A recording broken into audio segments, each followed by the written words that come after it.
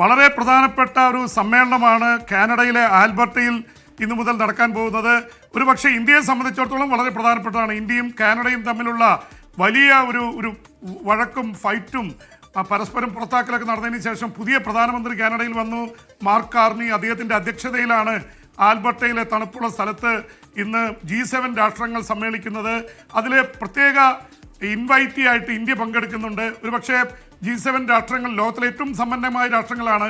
America, Britain, France, Germany, Japan, Canada, Italy അടക്കമുള്ള 7 രാജ്യങ്ങൾ പങ്കെടുക്കുന്ന ഈ സമ്മേളനത്തിൽ ജപ്പാൻ വളരെ ശക്തമായിട്ട് ഇസ്രായേലിനെതിരെ നിൽക്കുകയാണ്. ഇസ്രായേൽ ചെയ്ത ആക്രമണം ശരിയല്ല എന്ന നിലപാടെടുത്തിരിക്കുന്നു. പക്ഷേ മറ്റു രാജ്യങ്ങൾ, അതുകൊണ്ടാണ് ഞാൻ അമേരിക്കയും യൂറോപ്യൻ രാജ്യങ്ങൾ എന്ന് പറഞ്ഞത്, പൊതുവെ ഇസ്രായേലിനൊപ്പമാണ്.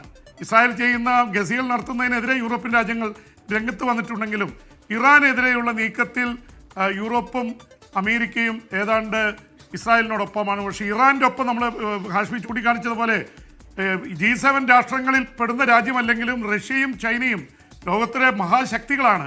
അവർ വടക്കൻ കൊറിയ അടക്കം ഇറാൻ്റെ പിറകിലുണ്ട്.